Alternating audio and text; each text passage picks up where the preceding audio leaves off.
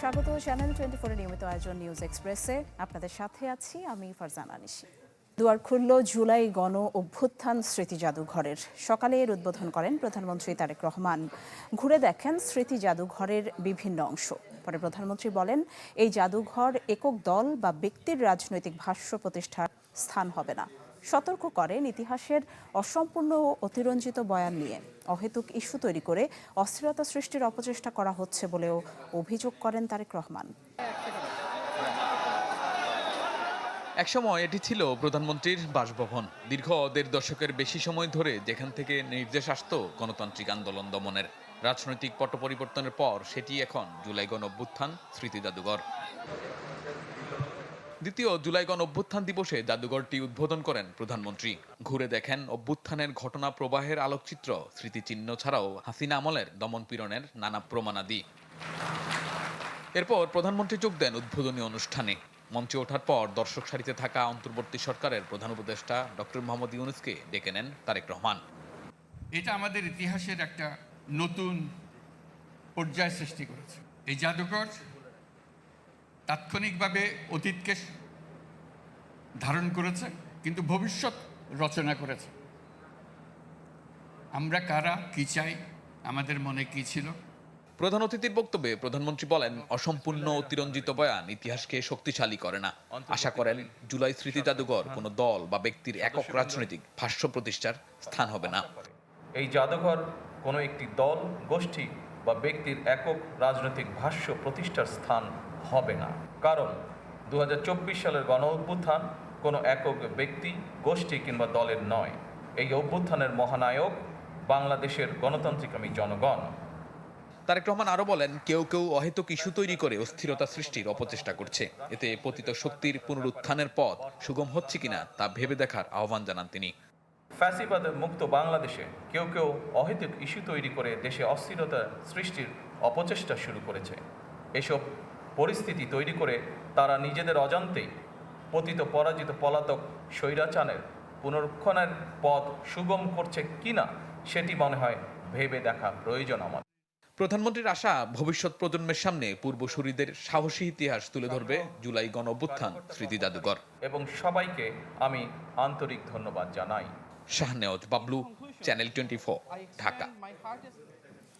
৬ August নয়, উদ্বোধনের দিনই সবার জন্য খুলে দেয়া হলো জুলাই গণ অভ্যুত্থান স্মৃতি জাদুঘর।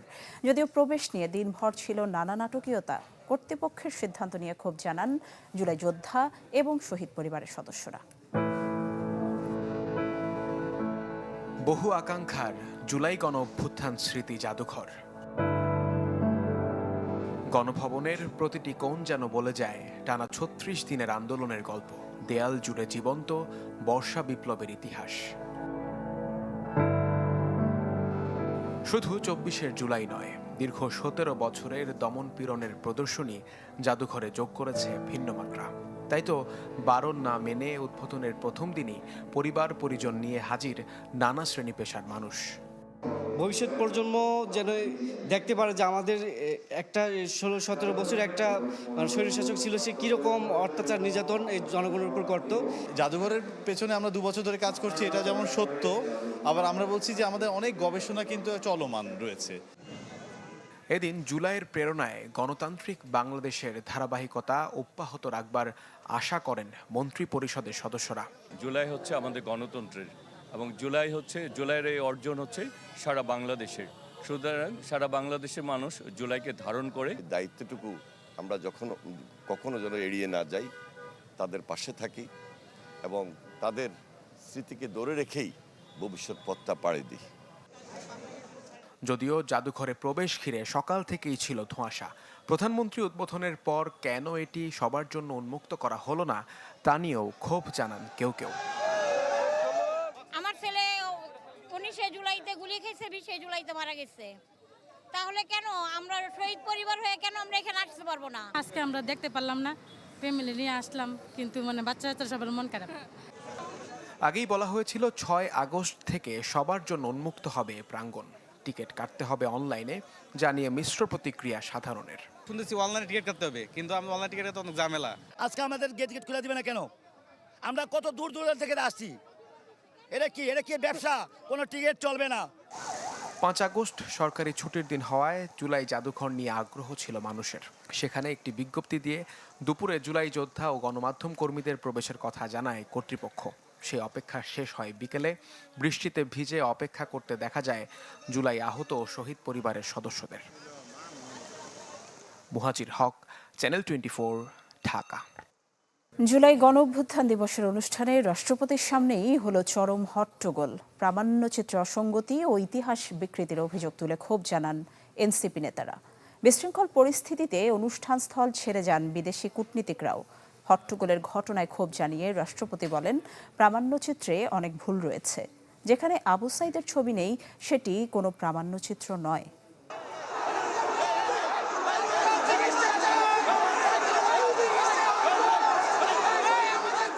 প্রামাণ্যচিত্রে অসঙ্গতি এবং ইতিহাসের দলীয়করণের অভিযোগ তুলে খোদ রাষ্ট্রপতির উপস্থিতিতে এই হট্টগোল। নজিরবিহীন এই ঘটনা ঘটে বাংলাদেশ চীন মৈত্রী সম্মেলন কেন্দ্রে জুলাই যোদ্ধা ও শহীদ পরিবারের সংবর্ধনা অনুষ্ঠান এবং আলোচনা সভায়।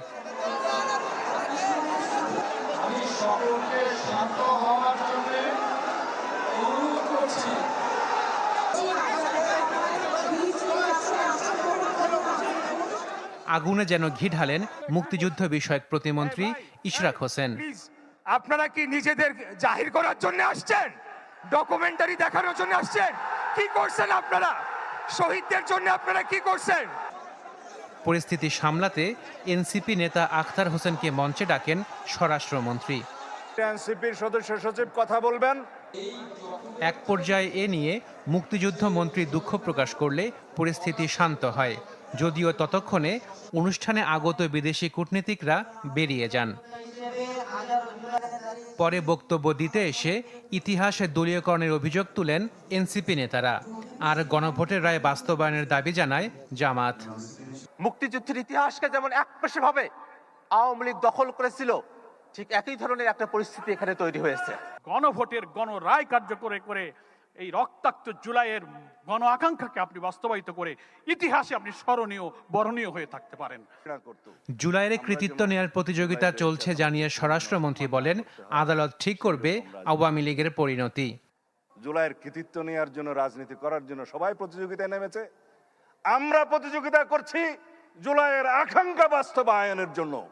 আমরা এক্সিকিউটিভ অর্ডারে যেমন কোন রাজনৈতিক দলের নিষিদ্ধ ঘোষণা চাই না, কিন্তু বিচারিক প্রক্রিয়া অবশ্যই আদালত নির্ধারণ করবে এই আওয়ামী লীগের কি হবে। প্রামাণ্যচিত্রে অসঙ্গতির ঘটনায় ক্ষোভ প্রকাশ করেন রাষ্ট্রপতি হাফিজউদ্দিন আহমদ। বলেন, জুলাইয়ের ইতিহাস গৌরবের। ডকুমেন্টারিতে অনেক ভুল আছে। প্রথম ভুল আমি দেখেছি, সেখানে তো আবু সাইদের ছবি নাই। আবু সাইদ এই বিপ্লবের প্রতিচ্ছবি, প্রতীক। তার ছবি না থাকলে এটা কোনো ডকুমেন্টারি হলো না।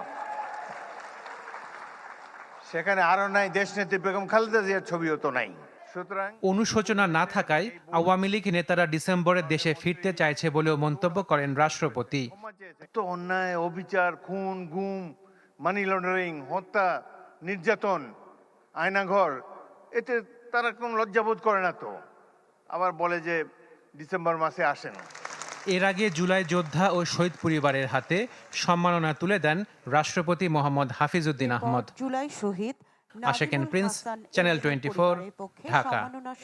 দেশে আরেকটি বিপ্লব অনিবার্য, এমন মন্তব্য করে দেশবাসীকে প্রস্তুতি নেওয়ার আহ্বান জানিয়েছেন জামাত আমির ডাক্তার শফিকুর রহমান।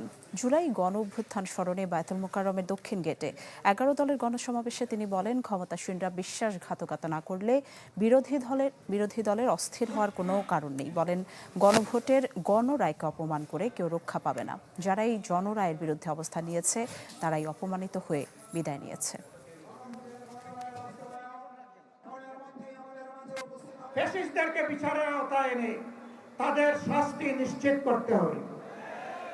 লক্ষণ ভালো না, একটাও দেখতে পাচ্ছি না। আমাদের গণভোটের গণরায় মেনে নেন। 70% মানুষের রায়কে অপমান করবেন না। অপমান করে বাঁচার পথ খুঁজে পাবেন না। জনগণের রায়কে যারাই অপমান করেছে তাদেরকে অপমানজনকভাবে পালাতে হয়েছে। জুলাই কর্মসূচি ঘিরে নারায়ণগঞ্জে সরকারি তোলারাম কলেজে ছাত্রদল আর শিবিরের মধ্যে সংঘর্ষে অন্তত 5 জন আহত হয়েছেন। পুলিশ জানায় দুপুরে ক্যাম্পাসে জুলাই অভ্যুত্থান দিবসের অনুষ্ঠানে ছাত্র শিবিরের নেতাকর্মীদের বক্তব্য দিতে না দেয়ায় বাকবিতণ্ডা শুরু হয়। এক পর্যায়ে ছাত্রদলের সাথে বাধে সংঘর্ষ। বরিশাল বিশ্ববিদ্যালয়ে ছাত্রদল ও শিবিরের মধ্যে সংঘর্ষ হয়েছে। সকালে ভিসি গেটের বিপরীত পাশে মিছিলের আয়োজন করে ছাত্র শিবির। বহিরাগতদের উপস্থিতির অভিযোগ তুলে বাধা দেয় ছাত্রদল। কথা কাটাকাটির এক পর্যায়ে সংঘর্ষে জড়ায় দুপক্ষ। অন্যদিকে শরীয়তপুর পৌরসভা অডিটোরিয়ামে বিএনপি এবং এনসিপির নেতাকর্মীদের হাতাহাতিতে আহত হয়েছেন অন্তত 4 জন।